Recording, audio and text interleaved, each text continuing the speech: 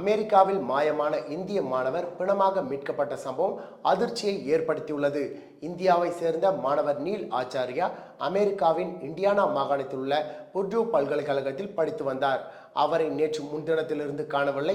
இது தொடர்பாக நீல் ஆச்சாரியாவின் தாய் கௌரி ஆச்சாரியா தனது சமூக வலைதளத்தில் இந்திய தூதரகத்திடம் உதவி கோரியிருந்தார். அவர் வெளியிட்டிருந்த பதிவில், எனது மகன் நீல் ஆச்சாரியாவை காணவில்லை. அவரை கடைசியாக பல்கலைக்கழகத்தில் காரில் இருந்து இறக்கிவிட்ட ஊபர் டிரைவர் பார்த்துள்ளார். எனது மகனை கண்டுபிடிக்க உதவ வேண்டும் என்று வேண்டுகோள் விடுத்திருந்தார். நீல் ஆச்சாரியாவை கண்டுபிடிக்க அனைத்து உதவிகளும் வழங்கப்படும் என்று இந்திய தூதரகமும் தெரிவித்திருந்தது. இந்த நிலையில் மாயமான மாணவர் நீல் ஆச்சாரியாவின் உடல் உயிரற்ற நிலையில் பல்கலைக்கழக வளாகத்தில் கிடைத்துள்ளது.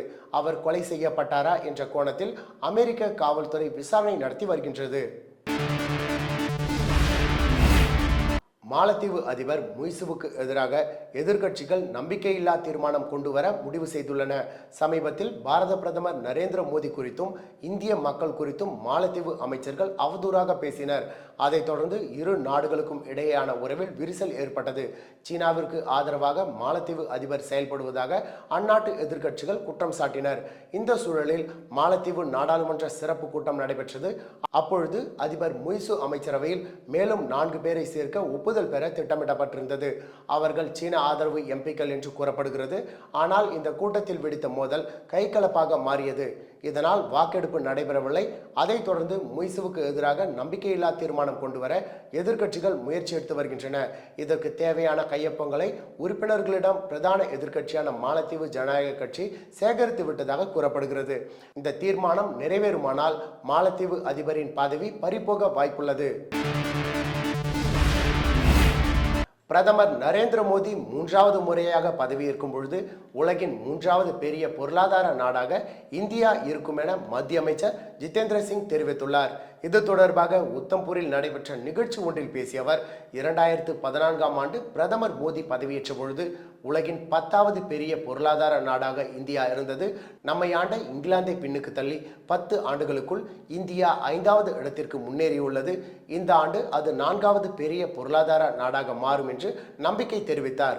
மேலும் பிரதமராக 3வது முறை மோடி பதவியேற்கும் பொழுது உலகின் 3வது பெரிய பொருளாதார நாடாக இந்தியா மாறும் என்றும் 2047ஆம் ஆண்டு உலகின் நம்பர் 1 பொருளாதார நாடாக இந்தியா மாறும் என்றும் அவர் குறிப்பிட்டுள்ளார். 2023-24 நிதியாண்டில் உலக பொருளாதாரம் 3% அதிகமாக வளர போராடி கொண்டிருந்தாலும் தொடர்ந்து 3வது ஆண்டாக இந்திய பொருளாதாரம் 7%துடன் வளர்ச்சி அடைந்ததாகவும் அமெரிக்கா இங்கிலாந்திற்கு அடுத்தபடியாக உலகின் 3வது பெரிய ஃபின்டெக் பொருளாதார நாடாக இந்தியா இருப்பதாகவும் அவர் தெரிவித்தார்.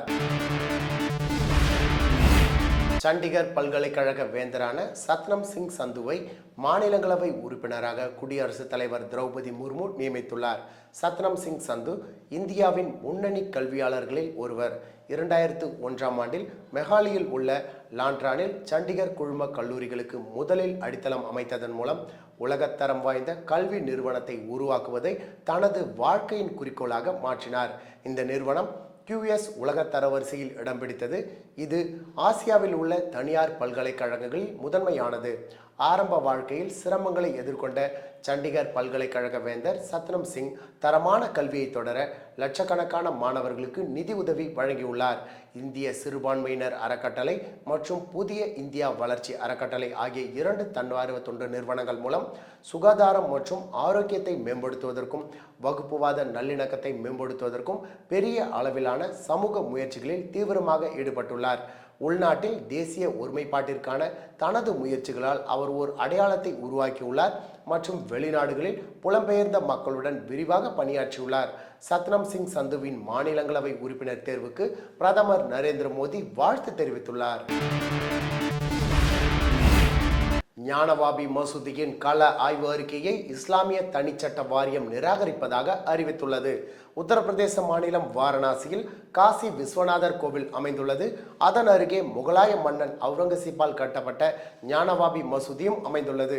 இந்த மசூதி காசி விஸ்வநாதர் கோவிலின் ஒரு பகுதியை இடித்து கட்டப்பட்டதாக புகார்கள் எழுந்தன. இது தொடர்பான வழக்கு வாரணாசி நீதிமன்றத்தில் நடைபெறுகிறது. நீதிமன்ற உத்தரவின் பேரில் அங்கு கள ஆய்வு மேற்கொண்ட தொல்லியல் துறை 839 பக்க அறிக்கையை சமர்ப்பித்திருந்தது. இந்த அறிக்கை வழக்கின் இருதரப்பு வாதிகளுக்கும் ஜனவரி 25ஆம் தேதி ஒப்படைக்கப்பட்டது. அதில் கோவிலை இடித்து மசூதி கட்டியுள்ளதாக தொல்லியல் துறை குறிப்பிட்டுள்ளது. தொல்லியல் துறையின் இந்த அறிக்கையை ஏற்க இஸ்லாமிய தனிநபர் சட்ட வாரியம் மறுத்துள்ளது. இது குறித்து அந்த வாரியம் வெளியிட்டுள்ள அறிக்கையில், இந்த வழக்கின் மூலம் இந்து தரப்பினர் அராஜகத்தை உருவாக்கி சமூகத்தில் பாதுகாப்பற்ற சூழலை ஏற்படுத்தியுள்ளனர். நீதிமன்ற உத்தரவின்படி வழக்கின் வாதிகளுக்கு மட்டும் வழங்கப்பட்ட கள ஆய்வு அறிக்கை வெளியில் கசிய விடப்பட்டுள்ளது. இது நீதிமன்ற அவமதிப்பு செயல். எந்த தெளிவான ஆதாரமும் இல்லாமையால் அந்த அறிக்கையை நாங்கள் ஏற்க மாட்டோம் என்று தெரிவிக்கப்பட்டுள்ளது. சீனாவை கண்டு பயப்பட வேண்டியதில்லை என நினைக்கிறேன் என்று வெளியுறவுத்துறை அமைச்சர் ஜெய்சங்கர் தெரிவித்தார். மும்பை IIMல் வெளியுறவுத்துறை அமைச்சர் ஜெய்சங்கர் மாணவர்களுடன் கலந்துரையாடினார். அப்பொழுது மாணவர்களின் கேள்விக்கு பதிலளித்த அவர், சீனா இந்தியாவின் பக்கத்து நாடு மற்றும் பெரிய பொருளாதார நாடாகும். சீனாவை கண்டு பயப்பட வேண்டாம் என்று நினைக்கிறேன். சீனா அவர்களால் முடிந்ததை செய்யட்டும், இந்தியா அதனால் முடிந்ததை செய்யும். சீனா என்ன செய்கிறது என்பதை முழு நேரமும் கவனிப்பதை தவிர்த்து மற்ற தெற்காசிய நாடுகளுடன் எவ்வாறு உறவை வளர்ப்பது என்பதை பற்றியே இந்தியா சிந்திக்கிறது. இந்தியாவில் தற்பொழுது 2 முக்கிய பிரச்சனைகள் நிலவுகிறது. கடற்கொள்ளையர்களின் அட்டகாசம் மற்றும் வணிக கப்பல்கள் மீது ட்ரோன் தாக்குதல் நடந்து வருகின்றது. இதற்காக வணிக கப்பல்களின் பாதையில் இந்திய கடற்படை இதுவரை 10 கப்பல்களை நிறுத்தியுள்ளது. சமீபத்தில் பாகிஸ்தான் மற்றும் ஈரானிய மீனவர்களை கடற்கொள்ளையர்களிடமிருந்து இந்திய கடற்படையினர் மீட்டனர். இது இந்தியாவின் திறமை. கடினமான சூழ்நிலைகளில் கூட நாம் உண்மையில் உதவ வேண்டும். நமது சுற்றுப்புறத்தில் மோசமான விஷயங்கள் நடந்தால் நாம் பொறுப்பான நாடாக கருதப்பட மாட்டோம் என ஜெய்சங்கர் தெரிவித்தார். தமிழகத்தில் தொழில் துவங்க அதற்கேற்ற சூழலையும் திறன்மிக்க மனிதவளம் உயர் சலுகைகளையும் அளிக்கிறோம் என்று ஸ்பெயினில் முதல்வர் ஸ்டாலின் உறுதியளித்துள்ளார். தமிழகத்திற்கு புதிய தொழில் முதலீடுகளை ஈர்க்கும் நோக்கில் முதல்வர் ஸ்டாலின் தற்பொழுது ஸ்பெயின் நாட்டிற்கு பயணம் மேற்கொண்டுள்ளார். அங்கு முதலீட்டாளர்கள் மத்தியில் முதல்வர் ஸ்டாலின் பேசுகையில், ஸ்பெயின் நாட்டின் தலைநகரான மேட்ரிட் நகருக்கு நான் வருவது இதுவே முதல் முறை. திருவள்ளுவரை நீங்கள் கேள்விப்பட்டிருப்பீர்கள். அவர் தமிழ் மொழியில்தான் திருக்குறளை எழுதினார். கால்பந்து விளையாட்டில் புகழ்பெற்ற நாடு ஸ்பெயின். ஸ்பெயினை நான் இன்னும் சுற்றி பார்க்கவில்லை. நான் பார்த்தவரை கலைகளின் நாடாக காட்சியளிக்கிறது. உங்களது கலை உணர்வு ஒவ்வொரு கட்டிடத்திலும், தெருக்களிலும், ஒவ்வொரு மூலையிலும் உள்ளது. உலகிலேயே அதிகம் பேசப்படும் 2வது மொழியாகவும் 20 நாடுகளின் அதிகாரப்பூர்வ மொழியாகவும் விளங்கும் ஸ்பானிஷ் மொழி போலவே எங்களது தமிழ் மொழியும் பாரம்பரியம் மிக்கது. கிட்டத்தட்ட 5000 ஆண்டுகளுக்கு மேல் பழமை வாய்ந்த இலக்கிய மரபை கொண்டுள்ள மொழி தமிழ். ஸ்பெயினிற்கும் தமிழ்நாட்டிற்கும் ஒரு மிகப்பெரிய ஒற்றுமை இருக்கின்றது. காளை அடக்குதல் விளையாட்டு ஸ்பெயினின் தேசிய விளையாட்டாகவும் பாரம்பரிய விளையாட்டாகவும் விளங்குகிறது. தமிழ்நாட்டிலும் பாரம்பரிய விளையாட்டான ஜல்லிக்கட்டு கலாச்சாரத்தின் சின்னமாக உலக புகழ்பெற்று விளங்குகிறது. தமிழ்நாட்டில் தொழில்களை துவங்க வரும் முதலீட்டாளர்களுக்கு அனைத்து உதவிகளையும் செய்வதற்கு தமிழ்நாடு அரசு காத்திருக்கின்றது.